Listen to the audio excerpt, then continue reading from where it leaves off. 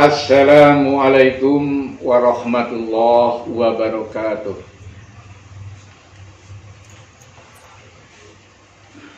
Innal hamdalillah nahmaduhu wa nasta'inuhu wa nastaghfiruh wa na'udzu billahi min shururi anfusina wa min sayyiati a'malina may yahdihillahu fahuwal muhtadi wa may yudlil fala hadiyalah. Asyhadu an la ilaha illallah wahdahu la syarikalah wa asyhadu anna Muhammadan abduhu wa rasuluh la nabiyya ba'dah.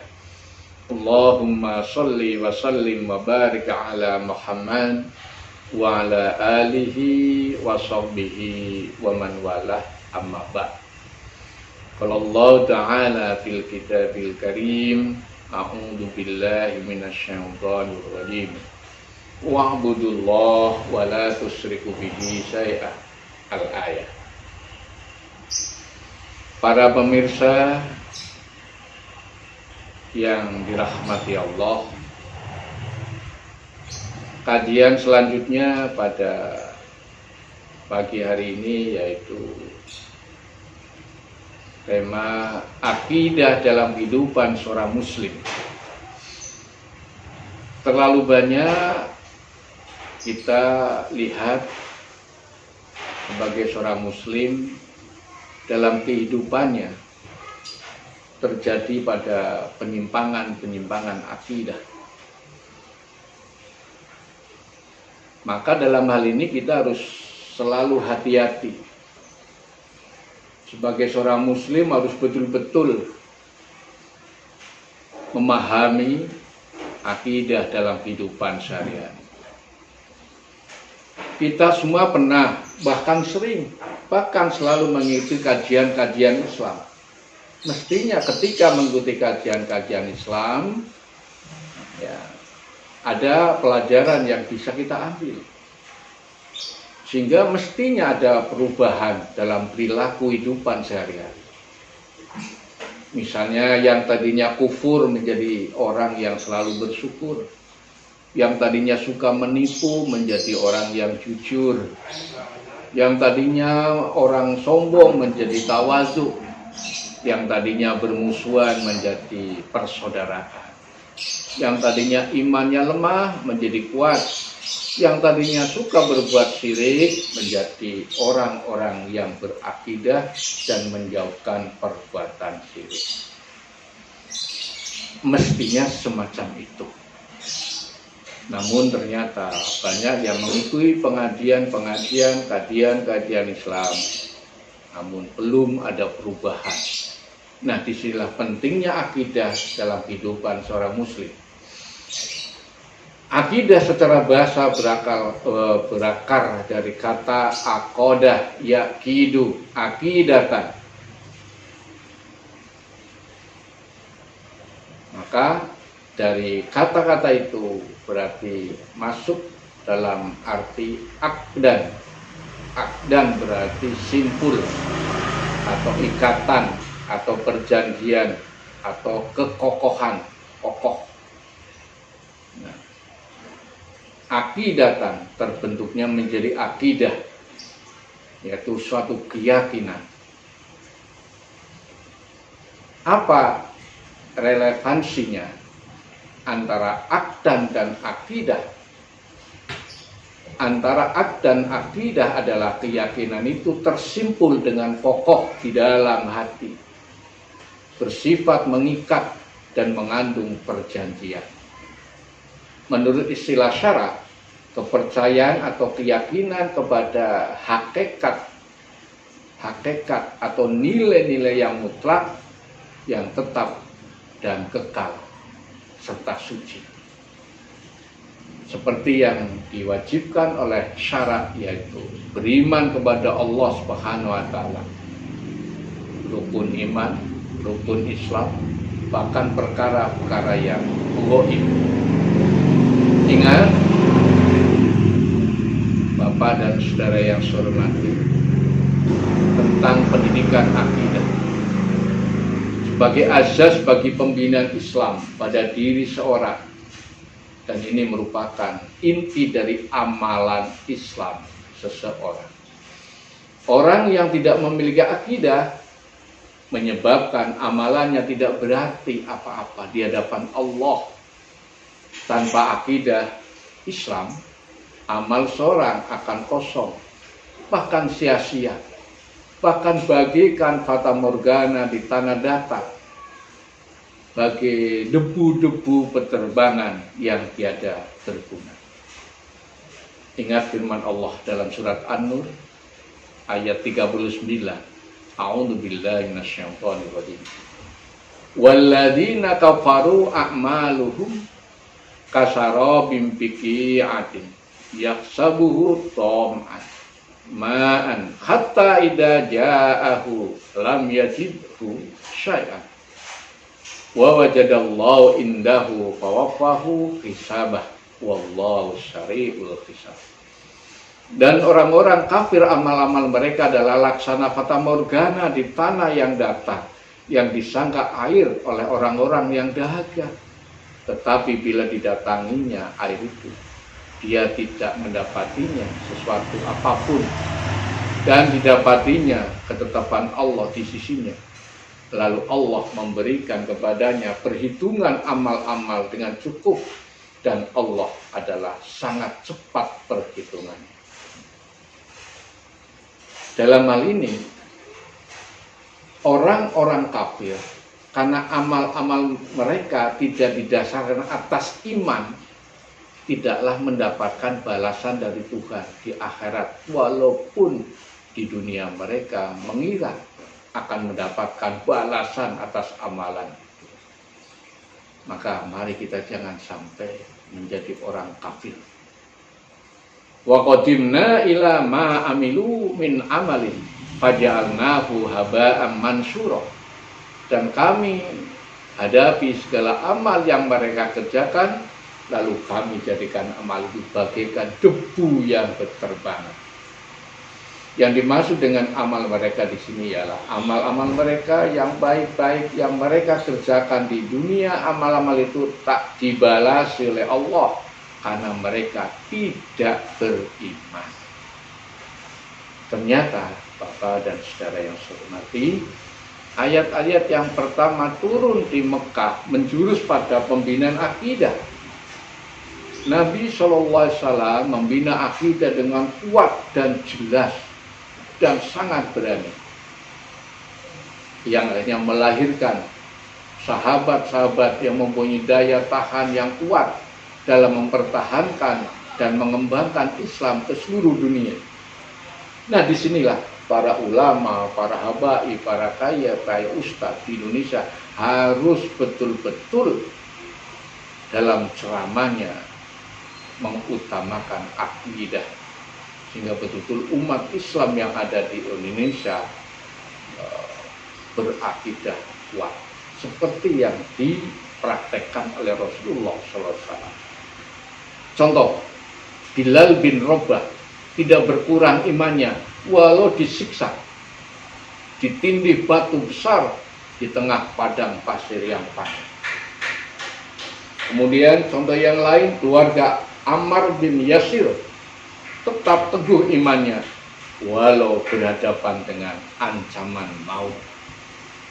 Maka Bapak dan saudara hormati, akidah memiliki peranan yang penting dalam jiwa setiap insan muslim agar tetap mempertahankan iman dan akidah. Bersihkan akidah kita dari keyakinan-keyakinan animisme, dinamisme, pluralisme, Hinduisme, Buddhaisme, Kristenisme, liberalisme. Ini semua akan merusak akidah Islam ya. Tetapi kenapa masih banyak yang merasa berat untuk meninggalkan isme tadi? Padahal kekuatan akidah yang sudah terpatri dalam dada ternyata mampu memberikan kekuatan bagi seorang untuk melawan kedoliman, ketidakadilan, kebiadaban, keserakahan, kesombongan, keangkuhan, dan lain sebagainya. Kemudian bisa memiliki keberanian untuk mengatakan bahwa yang benar adalah benar dan yang salah adalah salah.